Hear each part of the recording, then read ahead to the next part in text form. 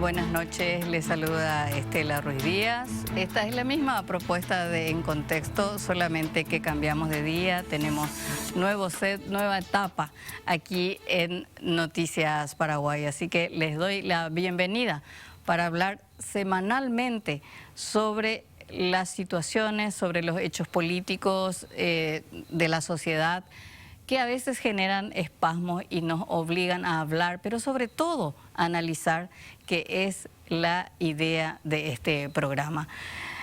Muchas cosas pasaron en estos días, pero si bien un escándalo suple a otro, hace poco nada más se puso foco nuevamente al tema de las universidades, que probablemente esté en su punto más bajo de desprestigio, sobre todo las universidades privadas denominadas universidades de garage.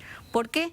Es un tema que se habla hace más de 20 años, pero se puso nuevamente sobre la mesa a partir del caso del senador Hernán Rivas. Recuerdan ustedes, fue representante del Senado ante el jurado de magistrados. Ese cargo tiene un requisito: ser abogado. Pues el senador Rivas aparentemente no es abogado, o por lo menos su documentación está bajo sospecha. Eso lo obligó, después de un escándalo, a renunciar al cargo, y fue nombrado otro senador colorado. Pero para hablar de la universidad, de la educación, hemos invitado a expertos para hablar de este delicado tema que, por supuesto, tiene sus raíces en el sistema educativo en general. Ya está con nosotros para hablar de los desafíos de la universidad en Paraguay Rocío Robledo, máster. Ella es doctora en educación. Ella es máster en Ciencias de Ingeniería Estructural. Buenas noches, Rocío. Muy buenas noches, Estela. Un gusto estar en tu programa. También está con nosotros Gerardo Gómez. Él fue ex viceministro de Educación Superior y actual director de programas de posgrado. Buenas noches. Muy buenas noches, Estela. Muy buenas noches a tu amable audiencia. Bien, también está con nosotros Gustavo Cetrini. Él es doctor en Ciencias Políticas y académico. ¿Qué tal, Gustavo? Mucho gusto, muchas gracias por la invitación. Bueno, por el currículum que tienen estas personas, saben de los que hablan. Y les pregunto, quiero arrancar con ustedes y quiero que me definan, si ustedes tuvieran que definir en pocas palabras, ¿cómo está hoy la educación superior en Paraguay? Gerardo. Comienzo yo por orden de aparición. Bueno, yo diría, considerando los tiempos que estuve como viceministro, donde realmente era tierra de nadie, es decir, cada uno hacía lo que mejor le parecía o lo que la legislación en ese momento le permitía, en el sentido de que había casi un marco jurídico bastante generoso, por así decirlo, para no decir otra cosa. Y obviamente desde ese momento, desde el momento en que se aplicó la ley 4995, que entró en vigencia en el 2013, han cambiado las cosas. Yo diría que han cambiado las cosas para bien, aunque no es todavía, estamos todavía lejos de lo que querríamos ver para nuestras universidades. Es decir, muchas universidades, tanto públicas como privadas, están haciendo la tarea mínima, en el sentido de cumplir unos requisitos mínimos, unas condiciones mínimas, unos condicionamientos mínimos, pero todavía le falta, digamos, muchísimo para llegar a un nivel de excelencia que todos querríamos ver en una organización que tiene que ser de punta en cualquier país del mundo. Rocío. Bueno, retomando lo que dice Gerardo, ganamos en estos 20 años los órganos de regulación. Pero yo me fijaría, además de lo que hacen las universidades, me fijaría qué hacen los órganos de regulación. Y ahí para mí claramente lo que estuvo pasando es un poco consecuencia también de que esos órganos de regulación están digamos, para usar la figura legal que se usa para esos casos, están siendo objeto de captura por los regulados. Es decir, la misma gente a la que hay que regular, que son los responsables de las universidades, son los que están al frente de los órganos de regulación. Y ahí hay una cuestión de principio que debiera ser revisada, además de lo que hacen las universidades. Y hay un término que usó Gerardo que yo contesto siempre: yo no creo que la excelencia sea una meta alcanzable, porque siempre va a haber algo para mejorar. Creo que es la utopía que tenemos que, quienes educamos, tenemos que mirar como horizonte. Pero esencialmente la universidad representa un contrato con el estudiante, que normalmente ya es un adulto, es decir, es un contrato de partes para recibir una determinada formación. Y la responsabilidad es muy alta, porque si yo compro un yogur en mal estado en el supermercado, me voy y lo devuelvo, probablemente me devuelvan el dinero o me den un yogur en buen estado. Pero después de 5, de 6, de 10 años de recibir una formación que no me sirve para ejercer la profesión, para tener un progreso en la vida, ¿a quién le reclamo? Gustavo. También medio retomando y diferenciando, porque creo que tenemos dos personas que conocen muchísimo sobre la normativa. Entonces quiero hablar más del punto de vista de un académico que ejerce esa vocación de investigación, de docencia, y diría que la universidad en Paraguay está en un momento crítico, diría un punto de inflexión importante. Después de décadas hubo mucho crecimiento y hay cosas muy positivas en ese crecimiento. El acceso a la educación superior es mucho mayor que en tiempos atrás. La expansión de la educación privada, que podemos debatir mucho, su calidad, los incentivos que operan ahí, pero mínimamente hay que decir que el acceso en el interior de estudiantes de origen trabajador es mucho mayor por la expansión de esas universidades privadas. Pero el desafío más grande y más desafiante, valga la redundancia, es pasar de un sistema enfocado en extremo en la profesionalización y en el extremo de eso, en la credencialización, a un sistema que genera conocimiento y que genera conocimiento, no sé, local, autóctono, conocimiento en base a la evidencia y la investigación paraguaya. Y en ese sentido, este crecimiento tan grande que tuvo la oferta docente en el país no fue acompañado por una expansión en las capacidades de los docentes. O sea, si bien en los últimos años el número de docentes, profesores con PhD, con maestría aumentó por cosas como Becal, por CONACYT, el crecimiento fue muy pequeño en relación al crecimiento de la oferta, y los incentivos y la capacidad que tienen las universidades para integrar esas nuevas capacidades es mínima, para no decir nula. Entonces, sin ese paso de poder generar nuevo conocimiento, creo que la universidad no puede jugar bien su rol en la sociedad de formar a los jóvenes y prepararles para el mercado laboral, pero tampoco de impulsar el desarrollo económico, social, mejorar las políticas públicas, y por eso falta una reforma. Es el momento de revisar de vuelta la normativa, los entes reguladores, la gobernanza interna de las universidades, para ver cómo se puede acelerar a tiempo esa evolución de instituciones profesionalizantes e incorporar esta función de investigación y generación de conocimiento. Ahora, me parece que lo que dijeron los tres es asimismo como un primer diagnóstico, diríamos, de la situación de las universidades en Paraguay, pero que quizás aquí quiero retomar un poco lo que planteaba Rocío, en el sentido de que los órganos, las universidades que deberían estar reguladas, diríamos, capturaron los organismos de control. O sea, estamos hablando de CONES y ANEAES, donde los rectores de las universidades privadas participan activamente y deciden. Y tuvimos casos de, claro, estas acreditaciones a mansalva de universidades como Galletas Coquitos, o evitar que otras nazcan, etcétera, etcétera, etcétera. O sea, ¿cómo se resuelve esa parte? ¿Solamente con la cuestión legislativa o solo bastaría la voluntad política? Porque en Paraguay creemos que con crear leyes resolvemos todos los problemas políticos, sociales, económicos, ¿verdad?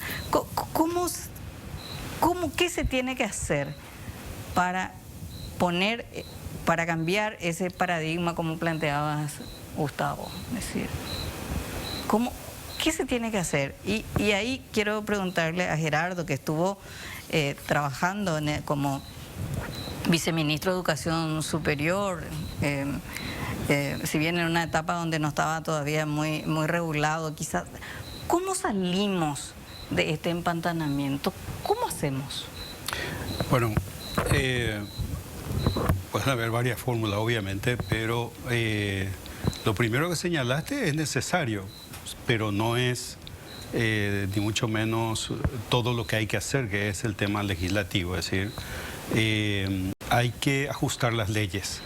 Y ajustar las leyes no por, digamos, por un concepto de cupos políticos o de cupos de universidades, por ejemplo, sino donde la gobernanza de esas instituciones de regulación provenga de académicos, o sea, personas que prueban ser realmente académicos, con probidad, con ética, etcétera, ¿verdad? O sea, yo creo que eso es un punto que hay que ajustar muy bien, ¿verdad? Lo otro es también la autorregulación, es decir, las universidades realmente tienen que probar su autonomía, tienen que trabajar en orden a su autonomía. Yo soy convencido de la autonomía, no me gusta mucho el sobrecontrol, por así decirlo, en las universidades, pero necesitamos también una mayor participación, sobre todo desde el área de la docencia. Hace mucho tiempo, hace poco yo me jubilé, ¿verdad? Pero una cosa que siempre me preocupó y me quedé un poco con esa deuda, por así decirlo, en la conciencia, es no haber desarrollado un mayor concepto gremial, por así decirlo, en la docencia, porque son los que van a impulsar, ¿verdad?, los cambios también al interior de las universidades. Necesitamos que eso se transforme. Vivimos una situación, los docentes, de demasiada dependencia de las autoridades mismas de la universidad, por así decirlo, y no hay un movimiento que empuje, que exija que se cumpla el requisito de la autonomía, es decir, de autorregularse realmente. O sea, para mí pasa por ahí, ¿verdad? Hay que trabajar más eso. Rocío. Para mí el tema, coincido con lo que dice Gerardo de alguna manera, pero para mí el tema parte por la conversación, parte por la negociación, y tiene que ver con el tema de la autonomía, porque si históricamente nos fijamos en el concepto de autonomía de las universidades, las autonomías en el país, más que autonomía, eran soberanía. O sea, recordemos que el rector de la Universidad Nacional de Asunción era miembro del Consejo de Estado, era miembro nato del Consejo de Estado de la dictadura. Y el trato de excelentísimo rector le correspondía a esa persona por pertenecer al Consejo de Estado, que después aparecieron los excelentísimos pares, pero que ese trato se le daba a esa persona por estar ahí. Con el cambio de la Constitución, de alguna manera, y la ley 136 del año 93, esa autonomía sigue teniendo ese marco de lo que los teóricos de educación superior llaman de la Torre de Marfil, ¿verdad? Y que la autonomía le eximía a la universidad de hacer rendición de cuentas. Con el crecimiento, que en principio es gradual, pero que después se va acelerando, como ya mencionó Gustavo, con la explosión de de la década de las 2 décadas pasadas, aparece una cuestión de que esa autonomía tiene que ser contestada con la rendición de cuentas, ¿sí? Que a partir de ahí es que nacen los órganos de regulación y se empieza a trabajar. Con Gerardo nos tocó trabajar, por ejemplo, la ley de creación de la NEAES, ¿sí? Y nos tocó trabajar también la 4995. Entonces, eso fue fruto de la negociación. Eso se empezó a trabajar en los años finales de los 90 y la primera ley sale en el 2003. Pero la ley de educación superior, la 4995, salió 10 años después, porque el fruto de ese diálogo llevó mucho tiempo. Hoy en día yo creo que de alguna manera esas cuestiones están más maduras y debiéramos ser más directos en conversarlas, porque en ese momento era, como decían los parlamentarios que acompañaron esta discusión, es lo que se puede hacer en este contexto, ya que estamos en contexto. Hoy el contexto es distinto y hoy estamos en un escenario que trasciende el país, trasciende las fronteras, porque hoy estamos con una educación superior internacionalizada. Y una educación superior que ya no pide permiso para titular. Y hoy yo me puedo titular en cualquier universidad del planeta, buena, mala, según mis propios méritos y mis intenciones, y nadie me lo puede impedir. Y nadie me puede impedir que una universidad extranjera dicte clases en el país, no estando afincada en el país. Entonces, ese es un desafío completamente diferente al que teníamos cuando discutimos las 2 leyes que articulan la universidad. Entonces, el concepto de autonomía es un concepto que tenemos que discutirlo a la luz de la situación real del momento. Y en este momento, y Gerardo lo podrá decir, que está todavía en la NEAES, ¿verdad? Los padres llaman a preguntar si la carrera tal o cual está acreditada para mandar o no a su hijo. Esa responsabilidad estatal de resguardar la fe pública es algo que en este momento se ve desdibujado por todo este escenario que venimos señalando. Eso está desdibujado. Entonces los órganos de regulación debieran retomar no el control, sino esa cuestión que tiene que ver con el resguardo de la fe pública con respecto a la educación superior. Se acabó la confianza. Es posible que estemos en esa situación. Gustavo, ¿cómo salimos de esto?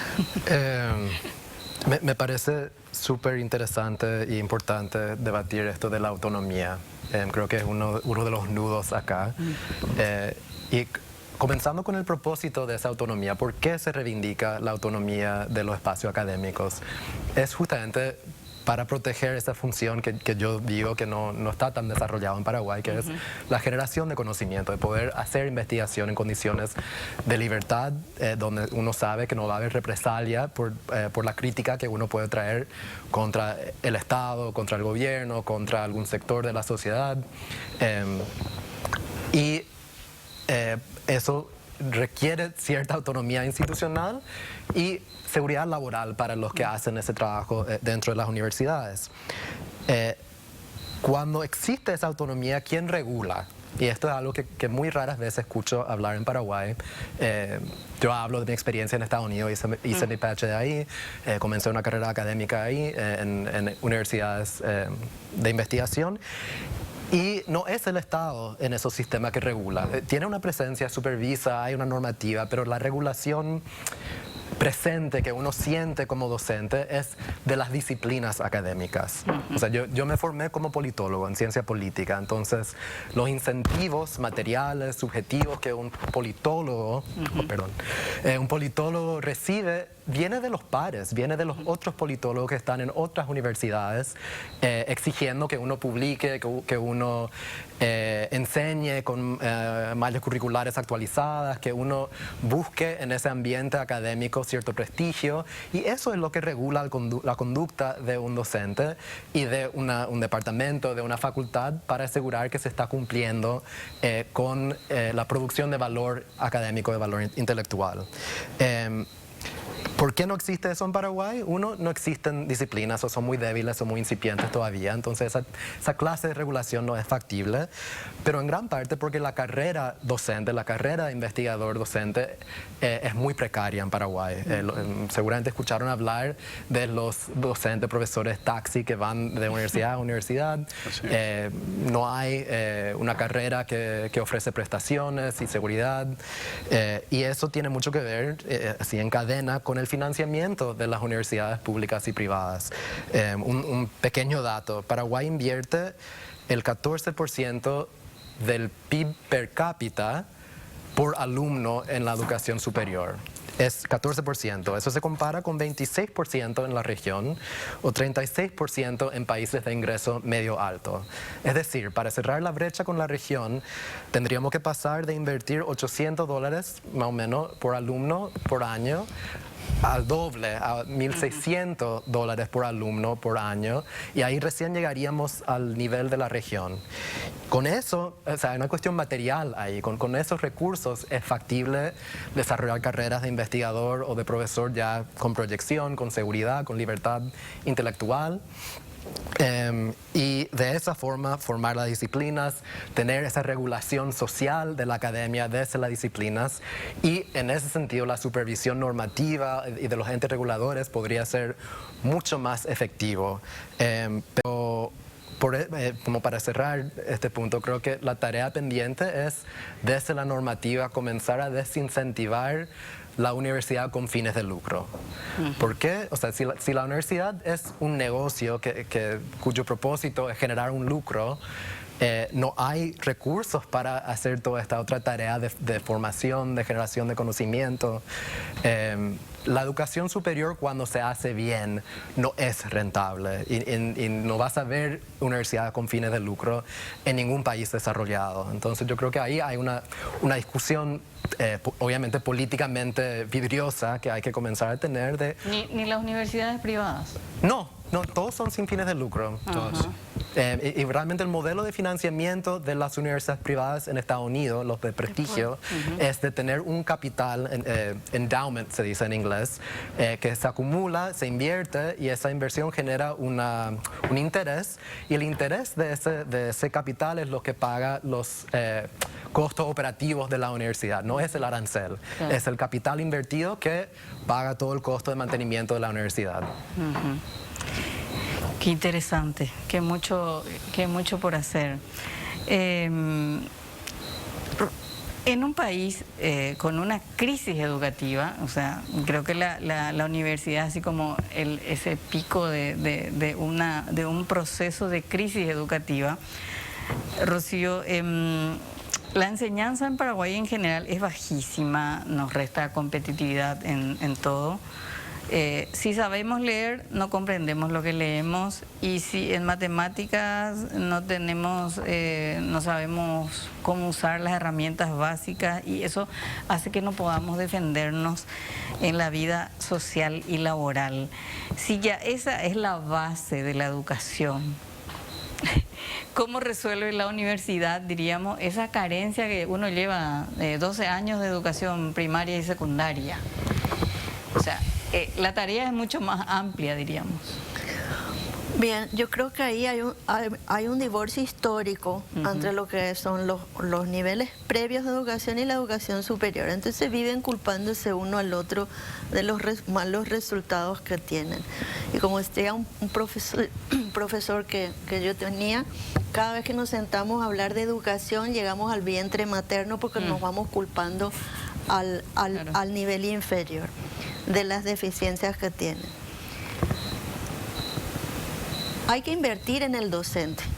O sea, la educación no va a mejorar solamente invirtiendo en infraestructura, que convengamos que, como se ve, inmediatamente da rédito político, pero hay que invertir en las personas, hay que invertir en los maestros.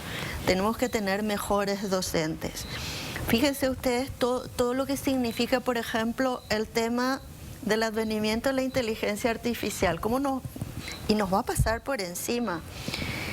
Y yo me acuerdo cuando yo estaba al frente de una carrera de ingeniería y una de las profes de matemáticas decía, no pueden llevar calculadora a la clase, cuando empezaron a aparecer las calculadoras electrónicas, y que había que llevar la tabla de logaritmos, porque en tabla de logaritmos no se formaba un ingeniero. Hoy en día anda a preguntar si los jóvenes en las carreras de ingeniería utilizan tabla de logaritmos. No, pero utilizan otras funciones que antes estábamos retrasados por culpa de que no teníamos esa tecnología. Bueno, hoy la inteligencia artificial, todo lo que es la quinta revolución industrial, nos está dando vuelta a la cabeza. ¿Y sobre quién hay que trabajar? Es sobre el maestro. Es sobre el maestro, no solamente, como dice Gustavo, ciertamente hay que buscar la producción de conocimiento en la universidad, coincido totalmente, y no solamente el título de doctor para colgarlo en la pared. Hay que hacerlo, pero también hay que formar los maestros de los otros niveles, porque si no hacemos una apuesta sustantiva en la mejora de la docencia en todos los niveles, los resultados van a ser cada vez peores. Entonces, tenemos una universidad pública con ley de arancel cero a la que se van los hijos de la clase media pudiente. ¿Por qué? Porque tiene requisitos de ingreso más altos y solamente pueden ir los que pueden pagar un cursillo de ingreso.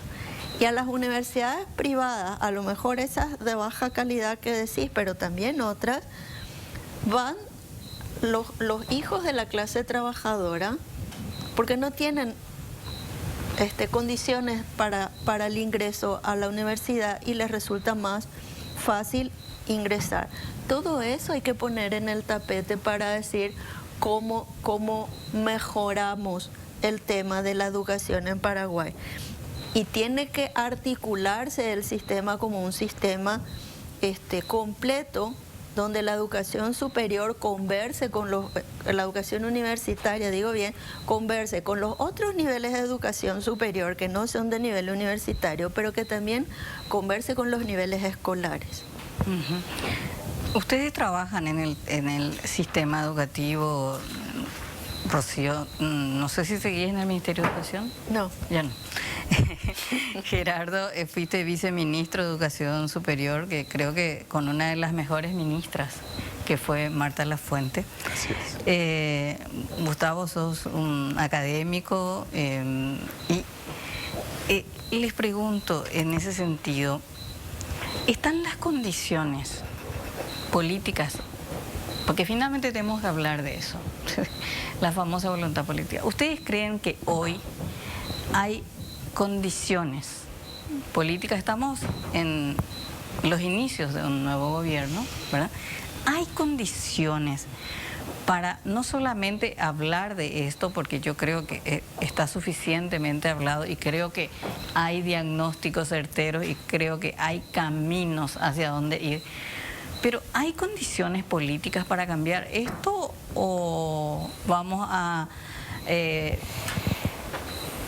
vivir nada más nuevamente los espectáculos, estos espasmos que generan determinados casos de doctores Mau en medicina, doctores Mau en abogacía, en derecho, en cualquier carrera, o otras carreras técnicas donde directamente uno se va y compra el título?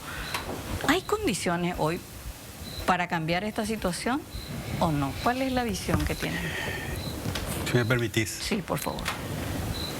En política, en realidad, vos no esperás a que haya algún espacio. O sea, generalmente tenés que ir creando ese espacio, quizás aprovechar ciertos resquicios que una oportunidad, que una situación determinada, una coyuntura ofrece, y meter ahí la cuña. Ahora tenemos eso. Ahora creo que tenemos, en el sentido de que hay como una decisión política que no es lo mismo que decisiones correctas. Claro. Pero decisión, y tampoco critico, ¿verdad? Pero hay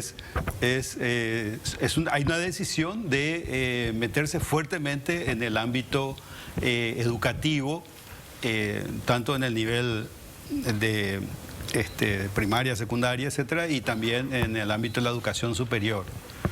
Y creo que los actores de la educación superior tienen que tomar el guante, es decir, tienen que aceptar el reto, ir y hacer la propuesta que tengan que hacer, o hacer la crítica, o decir, ok, estamos de acuerdo, pero nosotros tenemos esto es lo que podemos hacer. Si es modificar la ley, bueno, hablemos de eso, ¿verdad? Y ponerse a discutir esas cosas. En muchas ocasiones, hace poco nomás se abrió un poco más la discusión, pero hasta hace poco la discusión era cuánto el Estado puede financiarle en el caso nuestro de la ANEAL, puede financiarle sus evaluaciones con fines de acreditación, ¿verdad? Y en realidad ese no es el problema fundamental, digamos, ¿verdad? Habida cuenta de, como dijo ya doctor Cestrini, las universidades son sin fines de lucro. ¿Qué significa eso? Todo lo que ingresa tiene que servir para mejorar su servicio, ¿verdad? En términos de docencia, infraestructura, laboratorios, etcétera, ¿verdad? O sea, no debería haber un rédito, por así decirlo, porque la ley misma establece que la educación está exonerada de impuestos, ¿verdad? Y eso Hacienda lo sabe bien. Hacienda lo sabe, por eso dice, nosotros no vamos a financiar las evaluaciones de la universidad privada, ¿verdad? Entonces, creo que existe ese espacio, en primer lugar, creado como problema, y en segundo lugar, creado como una intención, digamos, de los que en este momento lideran, digamos, y tienen todavía un capital político y que quieren o demuestran que quieren hacer algo, pero no debemos dejar que actúen solos. Y yo no les recomendaría, desde luego, por ejemplo, al actual viceministro decir, actúa solo. No, tiene que actuar con la gente, tiene que compartir su pensamiento, y lo está haciendo. En varias conferencias esta semana de él, donde dijo su punto de vista respecto a la internacionalización, por ejemplo, que es interesante, pero que hay que trabajar en el CONES, hay que trabajar en la NEAES, hay que trabajar al interior de las universidades, de las organizaciones de universidades, tanto privadas como públicas. Es decir, creo que hay que tomar el guante en el sentido de que hay oportunidad. Si es para responder a tu pregunta, sí, existe esta oportunidad, planteado como problema y planteado también como intención política. Rocío. Yo creo que hay que mirar la educación superior como subsistema, ¿sí? Y donde entre la universidad, pero entren los otros niveles también, porque algo que mencionaba Gustavo con respecto al tema de las instancias de profesionalización, nosotros tenemos una oportunidad para profesionalizar a la gente en un tiempo mucho más breve y con mayor efectividad, no solamente para el desarrollo personal, sino para el desarrollo del país en la educación técnico-profesional. Y no lo estamos haciendo por una cuestión de que el marketing hace más deseable ser universitario. Y lo que estamos produciendo es un proletariado universitario que no puede ejercer la profesión porque no tiene las competencias mínimas, que tiene un título que no le va a servir para promoverse socialmente y no puede contribuir efectivamente al país. Entonces ahí hay una deuda pendiente muy importante en ese nivel. Hay que mirar también la formación de los docentes, los institutos de formación docente, y darles un énfasis adecuado para que no sea, como en algunos casos, que dice, no, ¿por qué se forma como docente alguien que no tiene vocación docente? Y no, porque era la única oportunidad que yo tenía cerca de mi casa donde vivo. No debiera ser esa digamos, la opción o la elección, la razón de la elección de una carrera. Pero también hay que pensar que en esa educación universitaria hay una ventana para el lucro, porque la ley dice las universidades que sean sin fines de lucro están exentas de impuestos. O sea, esa ventana, si usted quiere lucrar, señora, con la educación universitaria, hágalo, pero sea honesta y pague impuestos. ¿Sí?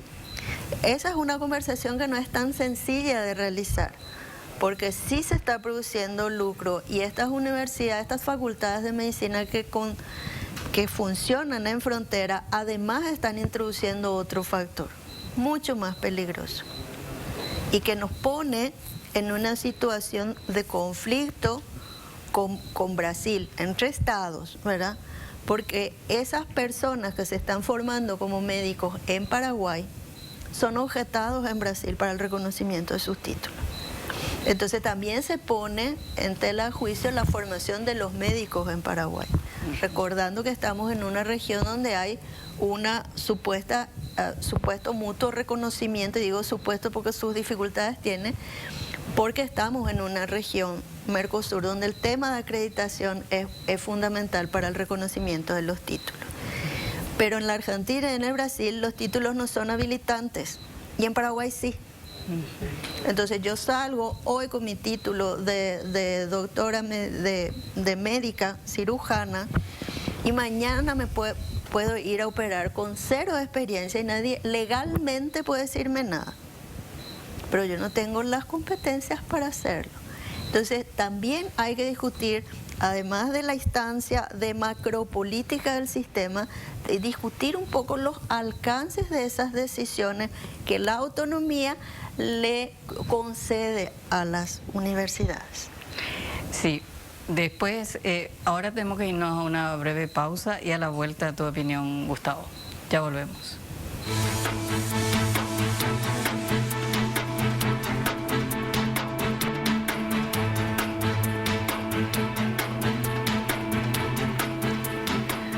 Bien, continuamos aquí en Contexto analizando la situación, los desafíos de la universidad en Paraguay con Rocío Robledo, Gustavo Cetrini y Gerardo Gómez. Bueno, la pregunta que queda por responder, Gustavo, ¿hay condiciones para salir de esto, de rectificar rumbos, por llamarlo de alguna manera? Si alguna vez tuvimos luego un buen rumbo en temas de la universidad, ¿verdad? Y yo creo que lo positivo es la conciencia que hay ahora mismo, o sea, que estos acontecimientos generan una conciencia sobre, específicamente sobre los riesgos del credencialismo, que si se adopta como sistema universitario el credencialismo realmente no nos sirve como sociedad, no nos sirve como individuos. Asimismo, como decía Rocío, quizás a nivel un poco más formal, lo que se está viendo es la disminución del retorno de ingreso laboral a la formación terciaria. O sea, 20 años atrás, 30 años atrás, ser universitario te daba mucho más seguridad laboral, ingreso laboral que alguien que no era universitario. Esa expansión tan grande de la oferta, obviamente, por las aspiraciones que muchas personas tenían de mejorar su condición económica, en la ausencia de una universidad que genera conocimiento y que contribuye al desarrollo del país, a la expansión de oportunidades económicas, a la expansión de empleo productivo, naturalmente eso disminuye el retorno al ingreso laboral por ser universitario, porque el mercado laboral se llena de personas con títulos sin capacidades y sin una expansión de las oportunidades de empleo. Yo creo que la gente en la piel, o sea, los jóvenes sobre todo, porque también el costo subjetivo, objetivo de formarse como universitario en este ambiente también es más alto. O sea, los jóvenes trabajan tiempo completo, estudian de noche, están muchas veces conscientes de la mala calidad de la formación o de la presión de cumplir para tener el cartoncito al final. Entonces hay como mucha frustración que se acumula en este ambiente, y yo creo que la conciencia que eso genera es positivo en términos políticos, porque la lupa ya se entrena sobre la problemática. Pero a ver, más allá de eso, y yendo muy a la raíz de este problema, como tantos problemas sociales que tenemos en Paraguay, hay un huevo y gallina ahí entre la falta de confianza en el Estado y en su rol de proveer bienes y servicios públicos y de regular, y la percepción de ineficiencia, de corrupción en el Estado que no permite recaudar más impuestos y gastar más impuestos, que en la raíz de este problema, o sea, sin resolver la falta de inversión en la educación superior para mejorar la carrera de docente, para entrenar, para dar mejores condiciones, realmente no hay tanta salida, y yo veo que en este momento económico-político no hay voluntad, no hay capacidad de aumentar el gasto público, pero al final de la cuenta o se construyen universidades con inversión privada con fines de lucro, y ya dije que eso no es muy conveniente, con inversión privada filantrópica, que es muy poco en Paraguay, pero es algo que se podría debatir y tratar de pensar, o con inversión privada. Pero si no podemos aumentar impuestos más allá del 10% del PIB que el Estado paraguayo cobra y gasta, no vamos a poder invertir más en la educación superior, ni la educación primaria y secundaria, ni en toda una serie de otras necesidades sociales como la salud, la protección ambiental, etc. Hablaba un poco, se mencionó aquí el tema corrupción, y más allá de lo que fue aquel movimiento de Una no te calles y provocó cambios administrativos, por llamarlo de alguna manera, es triste ver en Paraguay que el rector de la Universidad Nacional de Asunción esté condenado por corrupción. No solo condenado, sino que ahora está prófugo de la justicia. Y así tenemos un ex ministro de Corte procesado por coima, un ex fiscal general del Estado también procesado por corrupción. Ese es el contexto político y de valores que tenemos hoy en Paraguay. Y creo que eso en cierta forma, o sea, en las universidades, cuando uno ve la situación de las universidades nacionales o de las universidades privadas, donde rige el factor dinero, o en la Universidad Nacional, que es la cuestión político-partidaria. O sea, ese también es un problema que tenemos. Sí, Gerardo. Sí, mira, tuve oportunidad de escuchar la conferencia de la que fue la máxima autoridad de INCUAGE, que es la Organización Mundial de Agencias Evaluadores en Buenos Aires. Y me gustó mucho la exposición que ella hizo sobre qué bases tiene que asentarse la calidad de la educación superior, y habló de principios. O sea, si una universidad tiene tales o cuales principios, generalmente aparece a su visión y misión, ¿verdad? Que a veces solamente, bueno, hay que presentar la unidad de visión y misión, bueno, hay que hacerlo de alguna manera, pero no es eso, sino que en tu visión vos pones tus principios, luego organizás tu universidad de acuerdo a esos principios. Por ejemplo, si pones el principio de pertinencia, ¿qué significa? Tus carreras o tu oferta educativa tiene que ser pertinente al contexto al cual esos profesionales van a servir. Y si no lo están haciendo, es un mero enunciado. Entonces no son tus principios, o no son tus valores, podríamos decir también. O el principio de integridad, ¿verdad? Que comienza mismo por presentar trabajos sin plagiarlos, etcétera, etcétera. Es decir, y toda la organización. A veces las organizaciones mienten. Recuerdo un caso, ¿verdad?, que nos dio risa, pero que es tragicómico, ¿verdad? Evaluamos una carrera de una universidad en un lugar y un par de días después le tocaba a una carrera en otra filial, en otro lugar de esa misma universidad. ¿Y qué hacían? La biblioteca de esta carrera A, en esta localidad A, llevaron corriendo para equipar la otra carrera. Es decir, claro, porque no tenía la biblioteca, o sea, manejaban una especie de biblioteca ambulante, por así decirlo, ¿verdad? Para montar, así como... de los hospitales, que cuando ponen así como un determinado estudio, equipamiento y luego en el otro hospital vienen y buscan y llevan el mismo así equipo. como armar un estudio, vamos a decirlo así, ¿verdad? Para que parezca lindo. Es decir, y esa universidad si dice, vamos a manejarnos con integridad, ¿verdad? Es que eso se tiene que traslucir no con un voluntarismo de portarnos bien, sino que tiene que organizar su gobierno, su gobernanza, su proyecto académico, ¿verdad? Incluso su infraestructura tiene que organizarlo de acuerdo a esos principios. Necesitamos que las universidades sean realmente congruentes con los principios que manejan para que nuestros alumnos y docentes también, por supuesto, sepan que es posible, ¿verdad?, llevar a la práctica eso que dicen los principios y que esos no son meros enunciados. Y yo creo que las universidades tienen la brillante oportunidad de hacer eso realidad. Lo que muchas veces vemos nosotros en instituciones públicas o en una institución pública, dice tenemos tales principios, tal visión, misión, etcétera, pero lejos, porque están muchas de sus acciones están corrompidas, no responden a la realidad, no son pertinentes, etcétera, y ahí seguimos con los niños en la calle, los indígenas, etcétera. Así, en la Constitución hay lindos, hermosos principios, por ejemplo, respecto a la realidad indígena. Buenísimo. Pero el país como institución, vamos a decirlo así, como Estado, ¿verdad?, no fue capaz de organizar el servicio al demos indígena de acuerdo a esos principios que están en nuestra Constitución. Necesitamos ser congruentes con esos principios. ¿Coincidís, Rocío? Sí, pero para eso, porque el Estado no es un entelequia, lo manejan personas.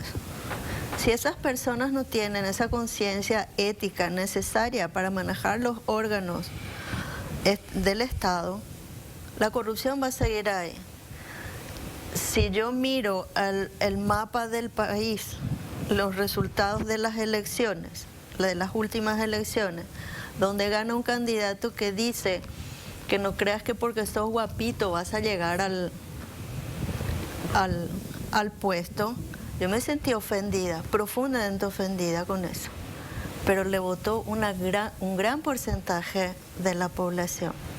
Vimos hace una semana los resultados del Censo Nacional. Eso va a tener que transformar toda la lógica desde la macroeconomía, porque al ser menos y entrar la misma cantidad de plata, el PIB ya cambió, y el PIB es una variable con la cual vos calculás todas las variables macroeconómicas. Y sin embargo hay negación. No es cierto. Somos lo mismo. O sea, también, digamos, no hay confianza cuando salen datos o informaciones que no le convienen a los mandantes.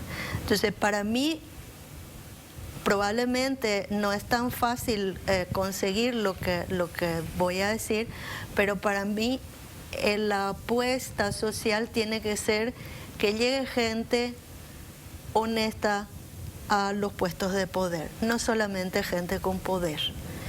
En estos días había una publicación que decía que el país está llegando a grados de violencia y peligrosidad similares a México y a Colombia. Paraguay nunca tuvo siempre estuvo lejos de esas realidades. ¿Y cómo llegamos a eso? Claro, ¿por qué? ¿Por qué? ¿Qué dejamos de hacer?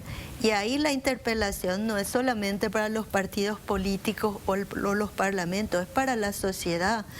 ¿Por qué la sociedad no está contestando a eso? ¿Por qué le es servicial el tema de la corrupción y el tema de la mediocridad? Y esa es una pregunta que como ciudadanos tenemos que hacernos todos. Gustavo. Me parece que el debate sobre la corrupción es una forma excelente de ilustrar las consecuencias de la falta de una academia que investiga. Y voy a plantear mi opinión más como pregunta. Yo quisiera, como politólogo, preguntar, ¿es verdad que la corrupción representa o manifiesta una estructura de Estado podrido? O sea, donde todos son corruptos de la tope hasta el fin, y es como una actitud muy común en la sociedad. O es que la corrupción, convengamos, existe. O sea, sabemos, los casos que nombraste existen, pero por otro lado es posible que la corrupción sea más un discurso que justifica la austeridad, o que se agarran de casos tan notorios de corrupción, de un rector, de un ministro, de alguien que entró a la función pública y tiene ese salario millonario, Pero estamos hablando de 10% del PIB que se está gastando, no es mucho. O sea, el FMI de vuelta dice que necesita 15% del PIB como Estado para un funcionamiento moderno, así, normal. Claro. Entonces lo que se roba en términos comparativos en el mundo no pueden ser mucho. Sin embargo, tenemos estos debates sobre la corrupción, sobre el porqué, sobre las consecuencias, sin la base de investigaciones académicas, científicas, objetivas de cuánto dinero estamos hablando, en qué lugar del Estado. Y en ese sentido me parece que ilustra mucho cómo el debate político, el debate social, académico, no es autónomo del debate mediático, de la disputa entre intereses, de la disputa partidaria, de la disputa entre personas particulares que tienen agendas políticas y utilizan esta figura de la corrupción de forma estratégica y sin una academia que investiga y nos puede decir a los medios, no sé, a los hogares, bueno, estos son los datos, los hechos sobre la corrupción. Estos son unos conceptos teóricos que podemos entender cómo se mejora eso, que podemos testear con experimentación, con nuevas políticas públicas. Realmente lo que tenemos es un debate sobre nuestras percepciones personales de qué tan corrupto está la institución o qué tal persona y está todo podrido o no. Y me parece un despropósito muy grande porque convengamos que existe esa corrupción, pero dentro de la universidad, dentro de cualquier ministerio, hay mucha gente comprometida, que el Estado es la institución violador del salario mínimo más grande en el país. Y esa gente que mantiene los servicios, que mantiene el funcionamiento del Estado, están haciendo bajo condiciones muy precarias. Y ese discurso sobre la corrupción es lo que impide que la gente, o la realidad, no sé, la duda que tengo, que la gente esté dispuesta a apoyar un aumento de los impuestos, un aumento en las capacidades del Estado. Y me parece muy grave eso. Y la academia tiene un rol muy grande para ayudarnos a entender esa realidad, adjudicar en esos debates para avanzar y no trancarnos en un debate sin fin. Así es.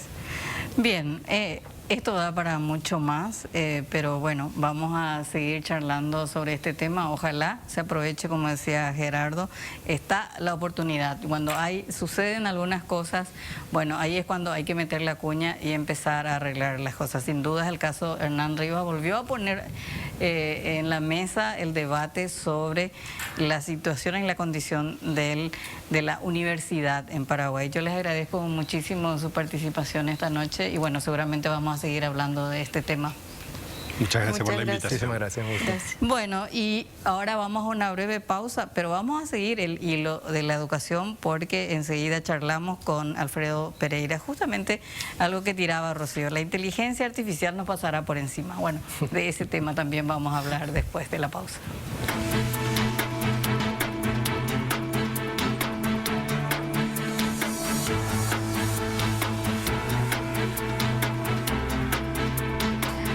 Bien, volvemos aquí con En Contexto. Recién hablábamos de los desafíos de la universidad en Paraguay, con todos los escándalos de la Universidad Garage, los doctores Mau y todo lo que significa eso para el país. Bueno, por supuesto ahí también salió tangencialmente un poco la educación, hacia dónde tenemos que ir con el sistema educativo. Y qué mejor que para hablar de eso está con nosotros Alfredo Pereira. Él es filósofo, teólogo y economista. Qué cruce de... Qué historia, ¿verdad? Sí. ¿Qué tal? ¿Cómo estás? Muy buenas noches, Tela. Bueno, saludo también a toda la teleaudiencia. Una alegría, claro, por estar aquí contigo compartiendo este tema tan interesante. Sí, ¿verdad? Bueno, sos director ejecutivo de la Fundación En Alianza. Exactamente. Hace un año me envolvieron en esta aventura y la verdad que fue una sorpresa personal porque, bueno, la Fundación hoy indirectamente trabaja con casi 500 instituciones, también con el Ministerio y la Secretaría de Cultura, tiene varios proyectos. Y claro, sumergirme un poco en la realidad educativa de nuestro país. Yo estaba más siempre en la parte de consultoría económica. La verdad que muy interesante los desafíos. Y quizá hay un poco esta reflexión que hoy te puedo compartir, es más bien fruto del camino que hicimos este año como fundación, porque también hicimos un pare y preguntaron un poco, bueno, después de 30 años, está bien, esto es lo que hicimos, esto es lo que hemos aportado, pero ¿hacia dónde vamos? ¿Dónde hoy nos colocamos mirando un poco los próximos 10, 15 años? Y a partir de esas preguntas empezamos un poco a investigar, a hablar con nuestros aliados, los directores, las instituciones educativas, el ministerio, gente de afuera. Y bueno, hoy tenemos unos ejes que creemos que son fundamentales y que también van a ser un poco nuestro aporte a la sociedad y la educación de nuestro país. Y compartirnos hacia dónde tenemos que ir a partir un poco de esa investigación que estuvieron haciendo. Bien, en primer lugar, lo que nos centramos es, hay diversos estudios, de hecho el más importante acá en Paraguay, que coincide con todos los estudios internacionales, un estudio del CONACYT, creo que estuvo a cargo y liderado por el sociólogo Luis Ortiz. Ahí básicamente ellos hicieron un estudio de, dentro de las variables del sistema educativo, cuál es el que incide con mayor preponderancia en el aprendizaje. La primera variable resultó ser claramente la condición socioeconómica, y ya en segundo lugar el rol y la importancia del docente. En tercero fueron los materiales, la salud, etcétera. Hay estudios también económicos, aprovecho ahí, por ejemplo, la que ganó el premio Nobel en el 2019, Esther Duflo. Ella se dedicó con su marido muchísimo a ver este tipo de cosas, haciendo estudios de economía experimental, diciendo, bueno, a ver, en un pueblito, en Kenia, por ejemplo, en el 2011 hizo esto, en un pueblito de Kenia, de la misma zona, bueno, traemos materiales educativos de primer nivel. En otro pueblito formamos a docentes de primer nivel. En otro pueblito antiparasitarios, y en el cuarto nada. Y a fin de año a ver cuál es el resultado. Y claramente fue el de antiparasitarios, ¿no? El que tuvo mayor relación costo-beneficio y que tuvo incidencia en mejores niveles de rendimiento en el aprendizaje. Dicho esto, dijimos, bueno, claramente nosotros tenemos una tarea que ya veníamos haciendo, que es acompañar al docente en su desafío hoy. Pero ahí nos topamos con una realidad ulterior, que en primer lugar también fue, bueno, pero ¿qué contenido estamos transmitiendo? Porque ahí quizá hay una limitante, que es el mismo currículum educativo, por más ayornado que sea, siempre va a estar desfasado. Claro. Y es como decirte, formar puede ser transmitir contenido, tirarle contenido a los chicos que aprendan, qué sé yo, de memoria, y se evalúa, entonces el papá está contento porque el nene viene con un 5. Pero no hay una pregunta si realmente lo que enseñamos es bueno, es útil y un sentido. Entonces ahí nos fuimos a preguntar más profundamente, y hablando incluso con empresas, escuelas de negocios, hacia dónde va. Entonces ahí, por ejemplo, una pista, las mismas empresas hoy no saben hacia dónde están yendo, las mismas industrias, los cambios son tan vertiginosos que, claro, que tienen ciertas apuestas e intuiciones y se preparan para lo que podría ser. Y si las empresas que viven de renta, de utilidad, de inversiones, tienen ciertos ejes, pero bueno, también se adelantan y tratan de ver con mucha incertidumbre, imagínate lo que es si pensamos, bueno, ¿cómo yo le formo a un chico para una realidad que probablemente en 20 años no sé cómo va a ser? Entonces, ¿cuánto valor tiene el contenido como tal? Y qué estrés ha de ser tener que todo el tiempo estar revisando un currículum, porque después tener que formarle al docente y después tener que hacer sistemas de evaluación. Cuando ya hiciste el sistema de evaluación, quizás eso ya esté desfasado. Entonces dijimos, bueno, esto es muy difícil de cambiar. La educación es nosotros decimos la imagen, o yo suelo decir que es como un Titanic. Al final los papás van a siempre poner a los chicos a la escuela y siempre va a tener una cierta demanda, hagas más o menos bien. Pasó este escándalo de la directora asesinada, y no es que los papás sacaron a todos los chicos del colegio. Claro. O sea, la gente sigue por esa necesidad y ese rol que tiene. Pero también como desventaja, al ser muy fuerte, es muy difícil hacerle cambiar de rumbo. Políticamente, que le escuché ahí hablar, también es una decisión sumamente difícil, porque si vos querés tener políticas públicas que incidan en la educación, tenés que saber que vos como político no vas a ver los resultados. Claro. Probablemente no tenga un efecto electoral en tu campaña y en tu gestión. Entonces también es una tensión difícil, ¿verdad? Pero de todos modos hay como unas herramientas básicas en la educación y una proyección, diríamos, de lo que es necesario y qué es lo que hay que hacer, por ejemplo, hoy. Bueno, y ahí sacamos unos ejes, por decirte, claramente ya a nivel internacional y gran parte de las escuelas mismas de negocio, de liderazgo, se entran en habilidades blandas. Hay estudios que prácticamente destacan que las empresas, un 20-30% es importante la competencia técnica porque eso es formable. Y ni siquiera les importa mucho de repente hoy en día qué universidad, digamos, sea, porque eso se puede mejorar en el transcurso, digamos, de la actividad dentro de la empresa, si la persona tiene predisposición. Ahora, enseñarle a lidiar con personas, enseñarle a saber tolerar la frustración, enseñarle a ser crítico, enseñarle a tener autogestión. Eso es difícil, no hay universidad que te pueda enseñar. Entonces, ahí, por ejemplo, hay un eje sumamente importante que es la parte de habilidades blandas, y dentro de eso lo que vendría a ser la inteligencia emocional, por ejemplo, ¿verdad? Que eso en la escuela hay atisbos docentes que tratan, pero no sé si una línea hoy crucial para las instituciones educativas. Entonces nos dimos cuenta también que esta misma institución educativa, por decirte, bueno, cambió un poco el contexto de mi época, quizás de la tuya también, ¿verdad? O somos los de la misma época, pero no sé, yo siempre cuento que cuando a mí me amonestaban y era pánico, o sea, terror, porque en mi casa me castigaban. Jamás iban a preguntar si el docente tuvo razón o no. Claro, o si se excedió o no. Nada. Hoy no es tan así. Los papás, hay una sensibilidad también mayor, etcétera, etcétera. Y bueno, el colegio hoy, antes asumía que la educación venía, ciertos valores venían de casa, hoy los papás no están en la casa, esos valores, los papás dicen, bueno, yo te estoy pagando un colegio privado, enseñale, qué sé yo le vengo a buscar a las 4 de la tarde, enseñale todo vos.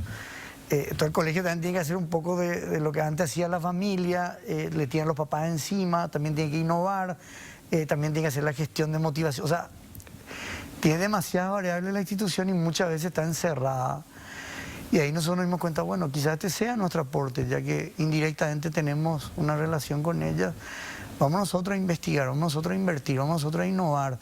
Y vamos nosotros a ver cómo nosotros podemos hacer proyectos, programas, que pueda redundar, digamos, en cierta manera también, y que tenga un impacto positivo en el docente y por ende en el niño al final, ¿verdad? Otro tema que nos dimos cuenta en el camino, la gente está harta de lo digital después de la pandemia. O sea, eso fue un estrés mundial para los padres y colegios. Y uno hizo algo de digital y hay una repulsión. Pero nosotros nos dimos cuenta y te cuento una anécdota, Sí. Quizás para entender mejor. Bueno, mi señora tiene ahí unos amigos que no nos veíamos mucho, pasó un año, llega este amigo con una camionetaza. Sí. Y digo, ¿qué está haciendo? ¿Está Sí. en el gobierno nuevo? Le digo yo. Y me dice, no, lo que pasa es que estoy trabajando como programador para una empresa en Europa, en Alemania. Y bueno, estoy cobrando muy bien, casi 6.000 a 7.000 euros al mes. Y nosotros decíamos, pucha, si cada vez va a haber menos fronteras, y hoy que hay unos 5.000 programadores en Paraguay, donde prácticamente los mejores no trabajan para acá, sino para empresas de Estados Unidos, que están cobrando así entre 8.000 y 10.000 dólares, digamos, por mes. Los no tan buenos están trabajando para Paraguay y quizás ganan 3.000, 4.500 dólares al mes. Entonces, bueno, ¿quién te queda como profesor de informática? ¿Y qué hacemos con los nenes que están todo el día en la pantalla? Le enseñamos un poco de Excel, de Canva, y no. Dijimos, vamos a buscar qué hacer, digamos, de tal manera que estos chicos dejen de ser solamente usuarios y sean creadores digitales, que sepan cómo se diseña una web, que sepan hoy lo que puede hacer la inteligencia artificial con todo lo que es data science, data mining, business analytics, etcétera, etcétera. No puede ser que haya empresas que tengan que formar y nosotros a nuestros niños no, ¿verdad? Y toda esta brecha, todo este bono demográfico que tenemos, ¿qué hacemos con ellos, verdad?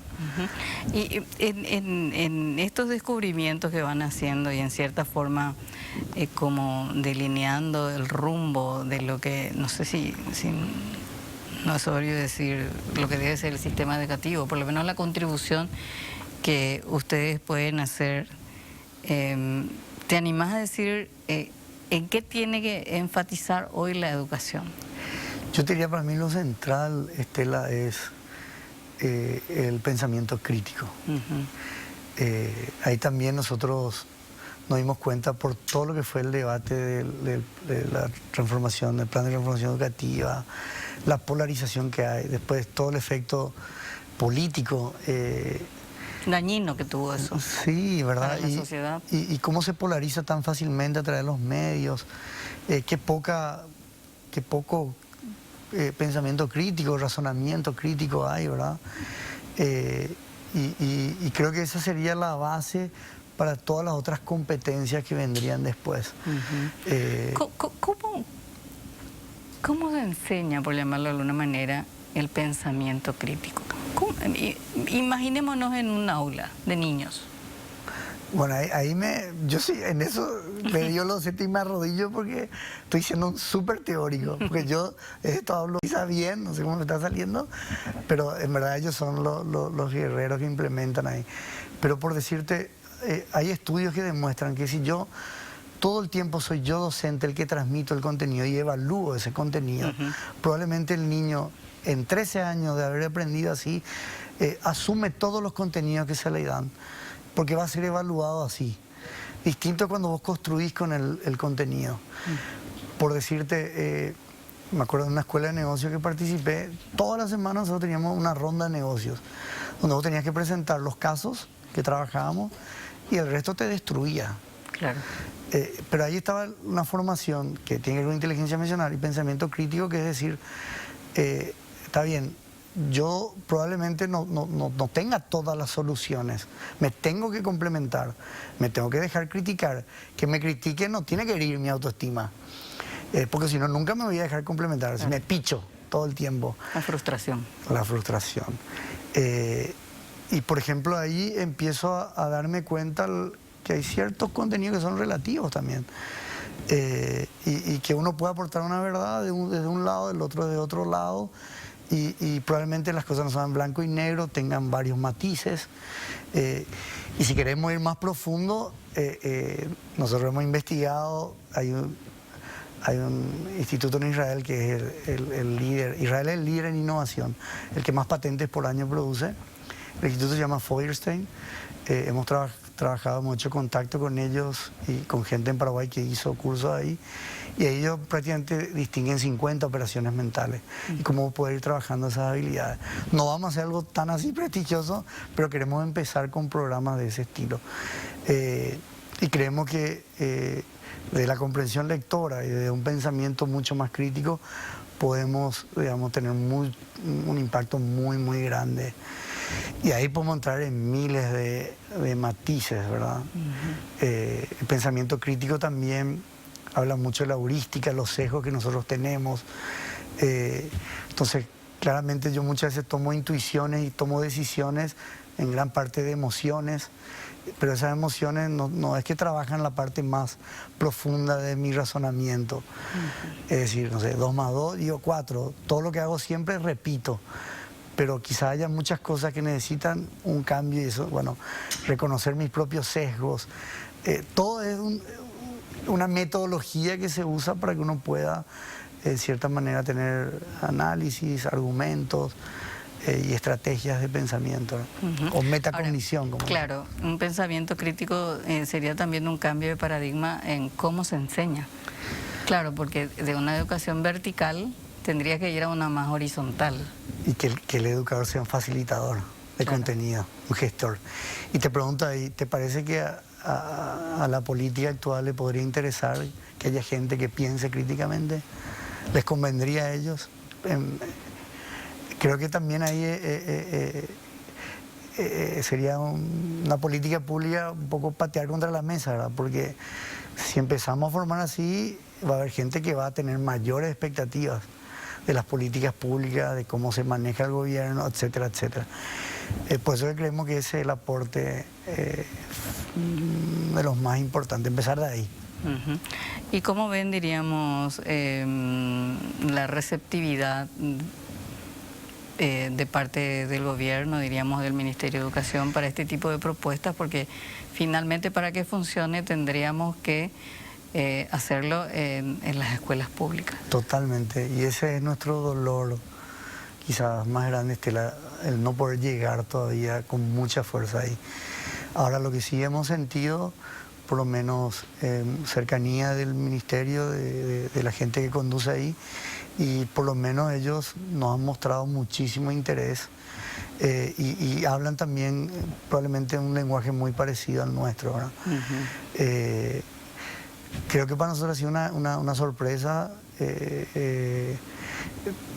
tener gente que sentimos que ahora sí verdaderamente habla de educación y tiene metas educativas, por lo menos por lo que ellos nos han mostrado, muy afines a lo que también nosotros por lo menos nos tenemos como ejes, ¿verdad? O sea, hay una melodía que parece, por lo menos en estos 70 días, ¿verdad? Pero sí, nosotros, nuestro anhelo y última razón, si no, te diría que hemos fracasado como fundación, si no llegamos ahí.